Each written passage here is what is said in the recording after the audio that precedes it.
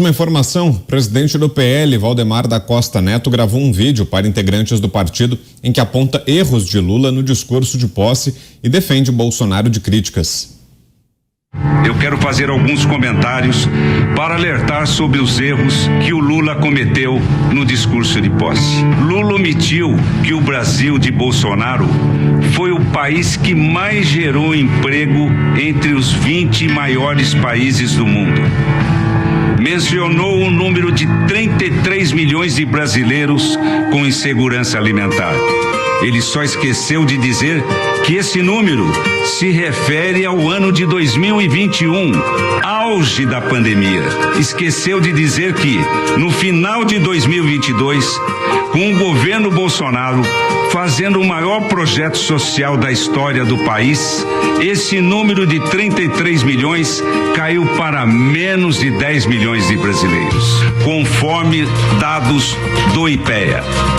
O Lula esqueceu de dizer que foi o governo Bolsonaro que entregou o maior número de títulos de posse da história do nosso país. Lula falou em reconstruir o Brasil, mas não disse o que o mundo inteiro aplaudiu: a capacidade de reconstrução do Brasil demonstrada pelo governo Bolsonaro, atingido pela primeira vez na história uma inflação menor que da Alemanha, Estados Unidos e Inglaterra.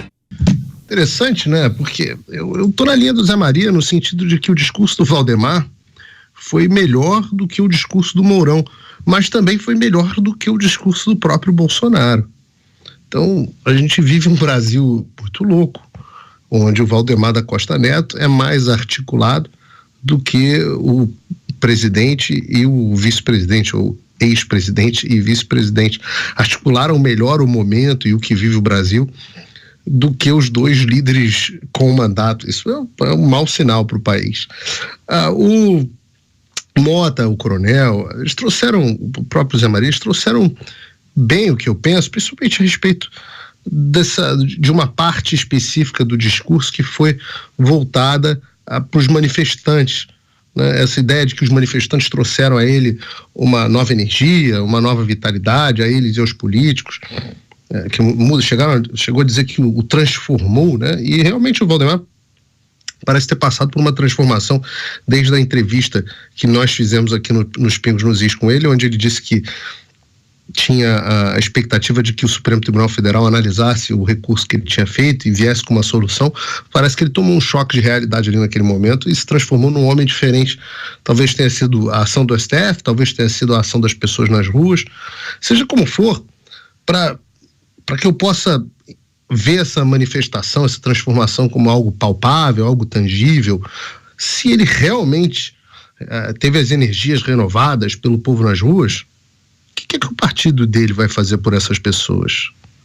Quais são as ações que o PL pensa para proteger essas pessoas que estavam nas ruas, essas vigílias, como eles chamam, da truculência do Supremo Tribunal Federal e em conluio com este governo atual, com o senhor Flávio Dino? O que será que o PL vai fazer? Tem algum projeto de anistia? Tem alguma pressão? Será que o PL... Quem o PL vai apoiar para a presidência da Câmara? Vai apoiar o mesmo Arthur Lira, que se calou diante de tudo que está acontecendo? Quem será que o PL vai apoiar para a presidência do Senado? O mesmo Rodrigo Pacheco? Será que teremos candidaturas próprias? Essas são as coisas que nós devemos observar nos próximos dias. Quais serão as ações concretas deste que se tornou o maior partido do Brasil, graças ao presidente Bolsonaro, dos seus políticos e do presidente do partido, que tem um enorme poder, para impedir, se colocar no caminho do avanço das medidas ditatoriais que nós temos? Porque não é fazer oposição ao governo. Eu tenho chamado a atenção muito disso. Oposição ao governo é necessária, é condição necessária, mas não é condição suficiente. Nós precisamos agora de oposição ao regime.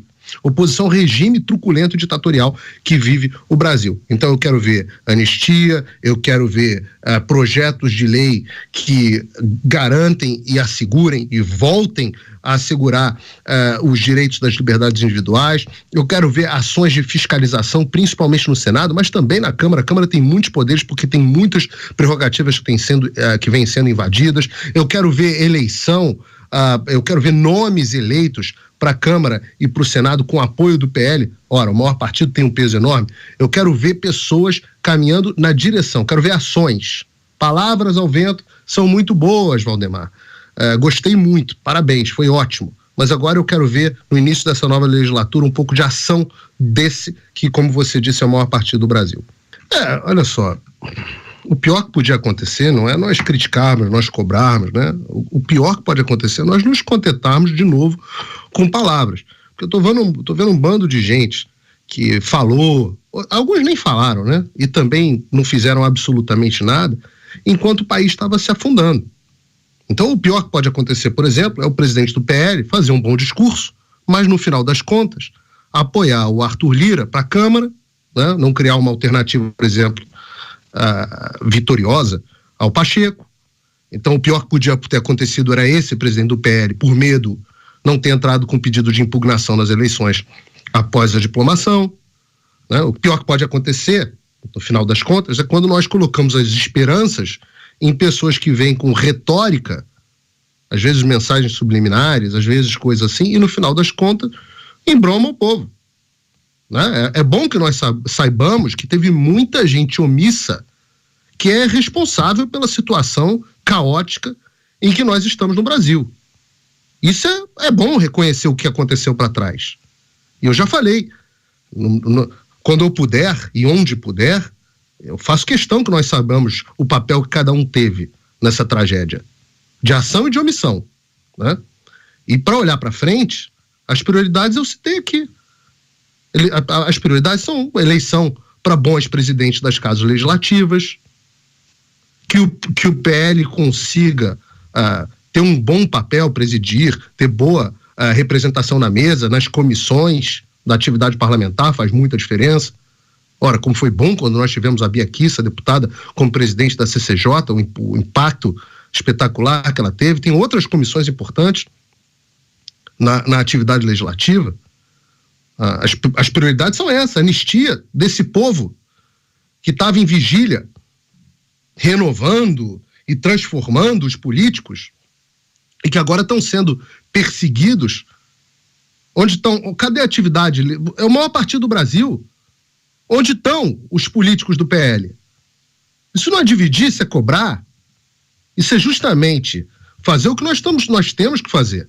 Criticar e cobrar e empurrar para que as forças que nós, eleitores, colocamos lá, para que elas ajam na direção que o eleitor quis que eles fossem quando eles foram eleitos. E é isso que nós temos que fazer. Então, de novo, parabéns, gostei muito do discurso do presidente do maior partido do Brasil. Como disse, foi melhor articulado do que o presidente e o vice, né? Ex-presidente agora e ex-vice-presidente. Mas eu quero ações do Partido Liberal. Eu quero ações. Ótimo primeiro passo o discurso. Mas a cobrança das ações... Porque senão é fácil. Valdemar vai dar uma entrevista, somebody love, tudo que esses caras sabem fazer. É um bando de somebody love. E no final das contas, os políticos do PL, como a gente sabe, nós entrevistamos aqui, antes de eu entrar em recesso, o senador Jorge Seif, que falou de senadores já do PL que estavam embarcando com o Rodrigo Pacheco. E cadê o presidente do partido deles? Para dar uma chamada. O presidente do partido serve para isso. Quantos deputados destes do PL eleitos estão hoje apoiando a candidatura do senhor Arthur Lira? Ou do próprio Rodrigo Pacheco? Quantos? Quantos não estão se vendendo? Então é isso que nós temos que fazer, cobrar desses caras. Porque realmente, nesse ponto eu vou acompanhar integralmente o Fernão, sobrou muito pouco do Brasil. Eu tenho pouca fé na atividade parlamentar para solucionar os problemas. Mas, pelo menos para criar fricção, para proteger minimamente o cidadão comum de um linchamento do aparato estatal, prossecutório e persecutório, né? É só isso. que eu espero do PL a partir de agora. Então, acho que nós estamos alinhados nesse sentido.